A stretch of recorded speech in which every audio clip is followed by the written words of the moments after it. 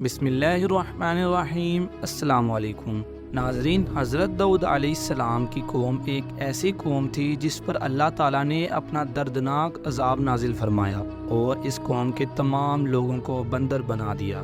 اس قوم کے لوگ کون سا ایسا گناہ کرتے تھے جس کی وجہ سے اللہ تعالیٰ نے ان پر ایسا دردناک عذاب نازل فرمایا، اور یہ لوگ بندر بننے کے بعد کتنی دیر زندہ رہے، اور پھر ان کو کس قدر دردناک موت آئی۔ اور یہ لوگ جب بندر بن گئے تو یہ لوگ اپنے عزیز و اقارب کو دیکھ کر ان سے کیا کہتے تھے، اور کیا آج کے دور میں پائے جانے والے بندر اسی قوم کی نسل میں سے ہیں؟ آئیے جانتے ہیں اس ویڈیو میں۔ علمی پلانٹ کی ویڈیو میں آپ سب کو خوش آمدید۔ اگر ویڈیو اچھی لگی تو لائک کریں اور چینل کو سبسکرائب کریں۔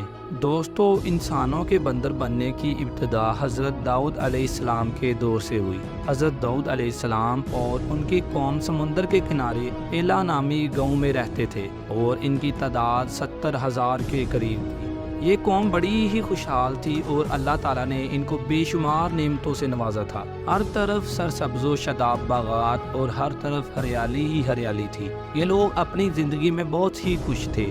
حضرت داؤد علیہ السلام کی قوم چونکہ سمندر کے کنارے رہ رہی تھی تو اللہ تعالیٰ کا ان پر یہ خاص کرم تھا کہ سمندر کے اس کنارے پر بے پناہ مچھلیاں آتی تھی، جن کا یہ لوگ کاروبار کرتے تھے اور بہت ہی خوشحالی والی زندگی گزارتے تھے۔ جب یہ قوم اللہ تعالیٰ کی نعمتوں کی وجہ سے خوشحال ہو گئی تو اللہ تعالیٰ کی نافرمانی پر اتر آئی اور طرح طرح کے گناہوں کے اندر مبتلا ہو گئی۔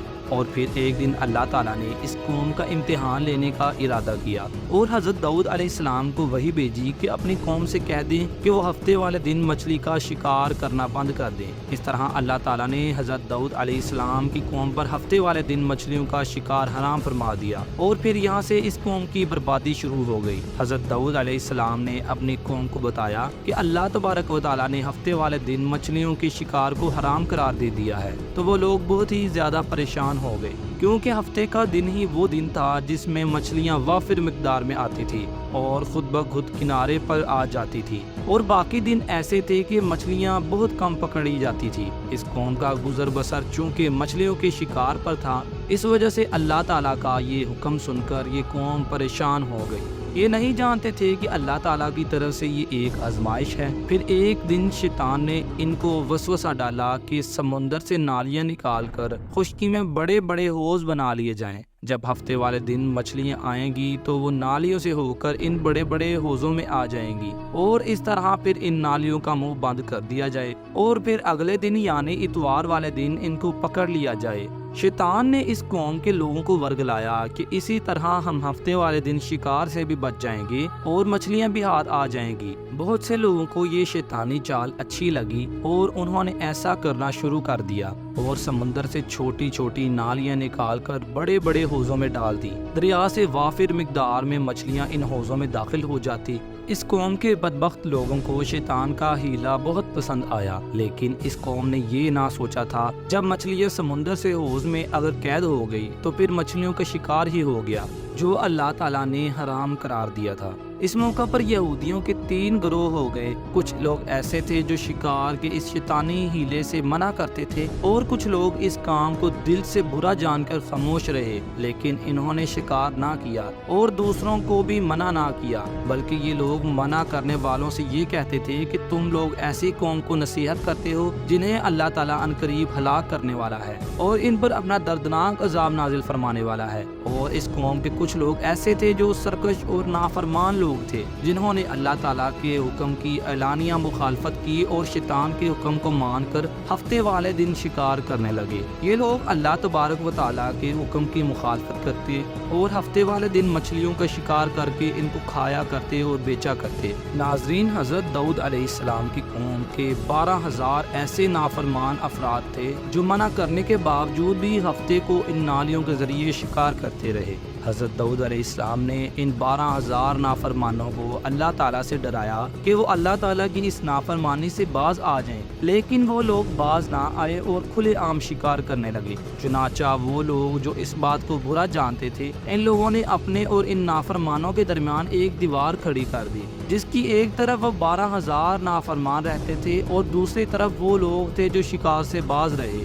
حضرت داؤد علیہ السلام نے اپنی اس قوم کے نافرمانوں کو بارہا سمجھایا، لیکن یہ لوگ اپنی نافرمانی سے باز نہ آئے اور اسی طرح اللہ تعالیٰ کی نافرمانی کرتے رہے اور شکار کرتے رہے۔ پھر ایک دن حضرت داؤد علیہ السلام نے غضبناک ہو کر ان پر لعنت فرما دی۔ اس کا اثر یہ ہوا کہ ایک دن ان نافرمان لوگوں میں سے کوئی بھی اپنے گھر سے باہر نہ نکلا۔ یہ منظر دیکھ کر کچھ لوگ ان کی دیواروں پر چڑھ گئے تاکہ یہ معلوم ہو سکے کہ وہ لوگ کس حال میں ہیں۔ جب ان لوگوں نے ان نافرمانوں کو دیکھا تو وہ سب کے سب بندر کی صورت میں مسخ ہو چکے تھے۔ اللہ تعالیٰ نے ان کی نافرمانی کی وجہ سے ان پر اپنا دردناک عذاب نازل فرمایا اور ان کو انسانوں سے بندر بنا دیا۔ جب لوگ ان مجرموں کا دروازہ کھول کر ان کے گھر میں داخل ہوئے تو وہ بندر اپنے رشتہ داروں کو پہچانتے تھے اور ان کے پاس آ کر ان کے کپڑوں کو سونگتے تھے اور زاروں کی طرح روتے تھے، لیکن وہ کچھ بول نہ سکتے تھے۔ اللہ تعالیٰ کے ان نافرمان بندر بن جانے والے لوگوں کی تعداد 12,000 تھی۔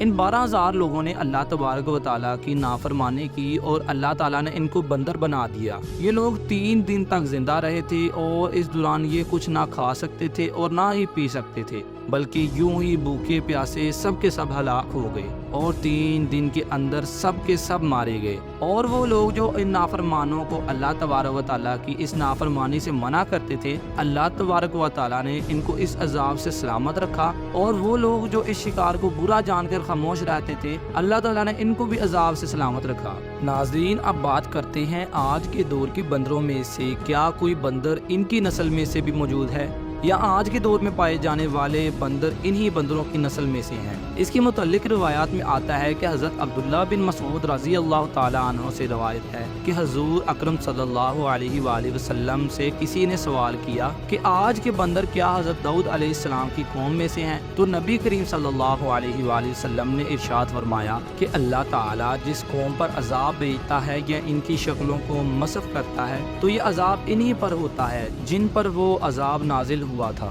اور اس کے بعد اللہ تبارک و تعالیٰ ان لوگوں کو ہلاک کر دیتا ہے اور ان کی آگے نسل نہیں بڑھتی۔ اس لیے یہ بات غلط ہے کہ جو لوگ سوچتے ہیں کہ آج کے بندروں میں حضرت داؤد علیہ السلام کی قوم کے بندر بننے والوں کی نسل موجود ہے۔ امید ہے کہ علمی پلانٹ کی یہ ویڈیو بھی آپ کو بہت اچھی لگی ہوگی۔ اس ویڈیو کو لائک کریں اور چینل کو سبسکرائب کریں۔